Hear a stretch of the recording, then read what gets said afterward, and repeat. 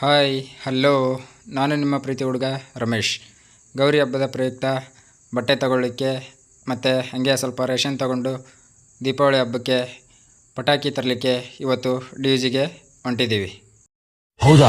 ಹೌದು ಗುರು, ಹಾಗೆ ಸ್ವಲ್ಪ ನನ್ನ ಡಾರ್ಲಿಂಗು ರಿಪೇರಿ ಮಾಡಲಿಕ್ಕೆ ದಾವಣಗೆರೆಯಲ್ಲಿ ಗ್ಯಾರೇಜ್ಗೆ ನನ್ನ ಡಾರ್ಲಿಂಗನ್ನು ಬಿಟ್ಟಿದ್ದೀನಿ. ಇವರೇ ನೋಡಿ ನನ್ನ ಡಾರ್ಲಿಂಗನ್ನು ರೆಡಿ ಮಾಡೋರು. ಈ ಫಿಗರ್ ಎಲ್ಲೋ ನೋಡ್ದಂಗೈತಲ್ಲ, ನಂಗೂ ಹಂಗೆ ಅನ್ನಿಸ್ತಾ ಐತೆ.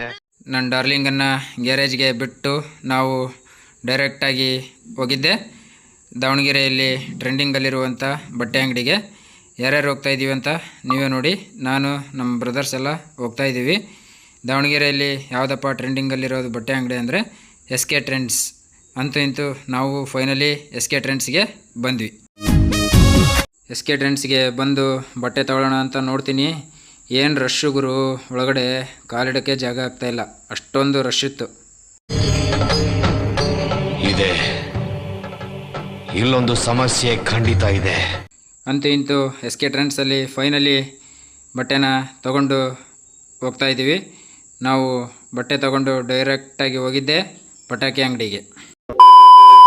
ಪಟಾಕಿ ತಗೊಳ್ಳಿಕ್ಕೆ ಹೋದ್ವಿ, ಆದರೆ ರೇಟ್ ಹೇಳಿದ್ರು ಅಂತ ಹೇಳ್ಬಿಟ್ಟು ಮತ್ತೆ ಇನ್ನೊಂದು ಅಂಗಡಿಗೆ ಹೋದ್ವಿ. ಅಲ್ಲಿ ಕೂಡ ಅದೇ ರೇಟ್ ಹೇಳಿದ್ರು. ಮತ್ತೆ ಇನ್ನೊಂದು ಅಂಗಡಿ ಹೋದ್ವಿ, ಅಲ್ಲಿ ಕೂಡ ಸ್ವಲ್ಪ ಕಮ್ಮಿ ರೇಟ್ ಮಾಡಿಕೊಂಡು ಪಟಾಕಿನ ತಗೊಂಡೇ ಬಿಟ್ವಿ. ಅಷ್ಟೇ. ಪಟಾಕಿನ ತಗೊಂಡು ನನ್ನ ಡಾರ್ಲಿಂಗ್ ರೆಡಿಯಾಗಿದ್ದಾನೆ ಅಂತ ನೋಡಲಿಕ್ಕೆ ಗ್ಯಾರೇಜಿಗೆ ಬಂದೆ. ಗ್ಯಾರೇಜಲ್ಲಿ ಬಂದು ನೋಡ್ತೀನಿ, ನನ್ನ ಡಾರ್ಲಿಂಗ್ನ ನೋಡಿ ತುಂಬ ದುಃಖ ಆಯಿತು. ಯಾಕೆ ಅಂತೀರಾ? ನೋಡಿ ನನ್ನ ಡಾರ್ಲಿಂಗ್ನ ಹೆಂಗೆ ಮಲಗಿಸ್ಬಿಟ್ಟು ರೆಡಿ ಮಾಡ್ತಾ ಇದ್ದಾನೆ ಇವನು.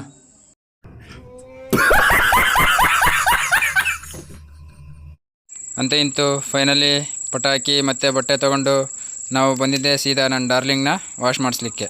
ನನ್ನ ಡಾರ್ಲಿಂಗ್ನ ವಾಶ್ ಮಾಡಿಸ್ಕೊಂಡು ನಾವು ಸೀದಾ ಊರಿಗೆ ಹೊಂಟ್ವಿ.